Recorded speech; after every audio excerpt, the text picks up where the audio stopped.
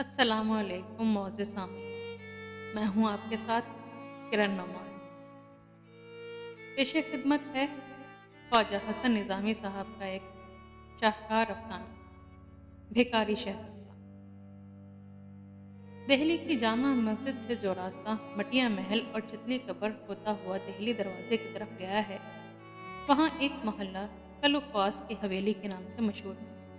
इस मोहल्ले से रोज़ाना रात का अंधेरा हो जाने के बाद एक फ़कीर बाहर आता है और जामा मस्जिद तक जाता है, फिर वहाँ से वापस चला आता है। इस फ़कीर का कद बहुत लंबा है, जिस्म दुबला है, दाढ़ी चुगी है और सफ़ेद है। कल्ले पिचके हुए हैं, आँखों से माज़ूर है, मैला पैबंद लगा हुआ है। एक पायजामा है, टूटी हुई जूतियाँ जिनको लीतड़े कहना चाहिए, पैरों में है। कुर्ता बहुत मैला है और इसमें भी 10-12 पैबंद हैं। सर पर पट्टे हैं, लेकिन बाल बहुत उलझे हुए हैं। फटी हुई एक टोपी तालू पर रखी है। फ़कीर के एक हाथ में बाँस की ऊँची सी लकड़ी है और एक हाथ में मट्टी का प्याला, जिसका एक किनारा टूटा हुआ है। फ़कीर के चेहरे से मालूम होता है कि वो या तो चिंडू पीता है और या कई महीने की बीमारी के बाद आज ही उठा है, क्योंकि चेहरे पर जर्दी छाई हुई है। जब चलता है तो दाहिने पाँव को घसीट कर कदम उठाता है, शायद इसे कभी फालिज हो गया होगा। इसकी आवाज़ बहुत बुलंद और बहुत दर्दनाक है। जब वो नहायत मायूस और हसरत आमेज़ लहजे में बुलंद आवाज़ से कहता है, या अल्लाह, एक पैसे का आटा दिलवा दे, तू ही दे, तू ही दिलवाएगा, एक पैसे का आटा दिलवा दे। तो बाजार वाले और बाजार के करीब जितने घर हैं, इनके रहने वाले इस आवाज़ से खुद ब खुद मुतासिर हो जाते हैं, अगरचे इनमें से सिवाय दो चार के कोई भी वाकिफ नहीं है कि ये फ़कीर कौन है और इसकी आवाज़ में इतना दर्द क्यों है। बाज़ घरों की औरतें तो ये कहने लगती हैं कि शाम हुई और ये मनहूस आवाज़ कानों में आई। हमारा तो कलेजा फाश फाश हो जाता है जब ये आवाज़ सुनते हैं। खबर नहीं कौन फ़कीर है जो हमेशा रात के वक्त भीख मांगने निकलता है। दिन को कभी इसकी आवाज़ नहीं आती।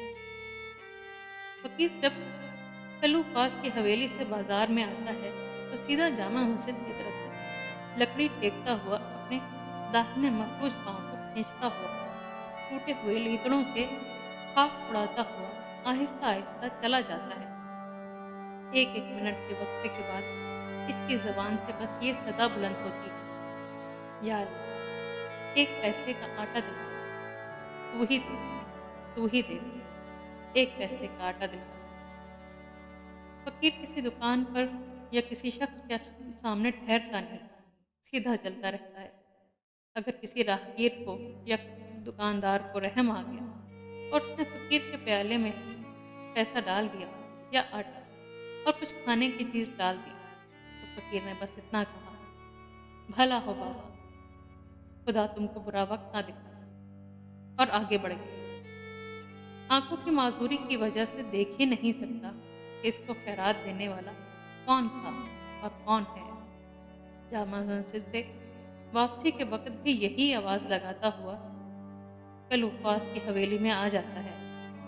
इस हवेली में गरीब मुसलमानों के बहुत से अलग अलग छोटे छोटे मकान हैं। इन्हीं मकानों में एक बहुत ही छोटा और टूटा मकान इस फकीर का भी है। घर के दरवाजे पर वापस आता है तो कबाड़ों की लगी हुई कुंडी खोलकर अंदर जाता है। इस मकान में सिर्फ एक दालान है और एक कोठरी है और एक पाखाना और छोटा सा सहन है। दालान में एक टूटी हुई चारपाई है और फर्श पर एक फटा हुआ कंबल बिछा हुआ है।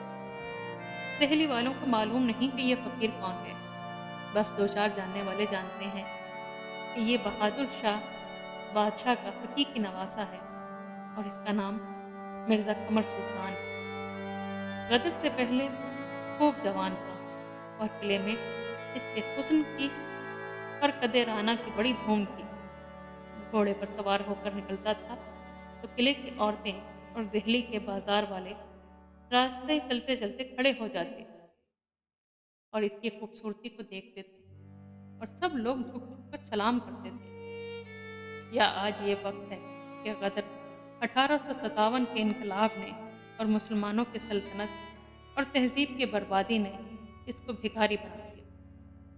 गवर्नमेंट ने 5 रुपए माहवार पेंशन मुकर्रर की थी, वो भी फजूल खर्ची की वजह से बनिए के यहाँ रहन हो गई।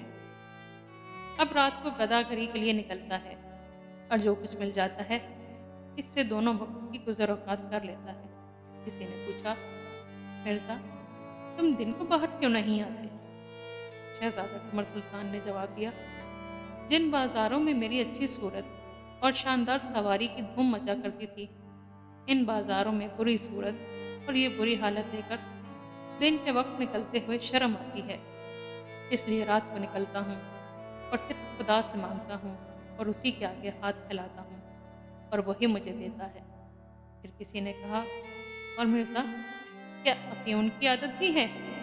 तो शहजादा कमर सुल्तान जवाब देता है कि जी हाँ, बुरी सोहबत के सबब अफ्यून की आदत भी पड़ गई और कभी कभी चिंडू भी पी लेता हूँ। फिर पूछा गया कि गदर से लेकर आज तक क्या क्या गुजरी, जरा उसका हाल भी तो सुनाओ। तो कमर सुल्तान एक ठंडा सांस लेकर चुप हो जाता है और कुछ देर के बाद कहता है, कुछ ना पूछो, ख्वाब देख रहा था, आँख खुल गई, अब जाग रहा हूँ, और वो ख्वाब फिर कभी नजर नहीं आया, ना उसके नजर आने की उम्मीद।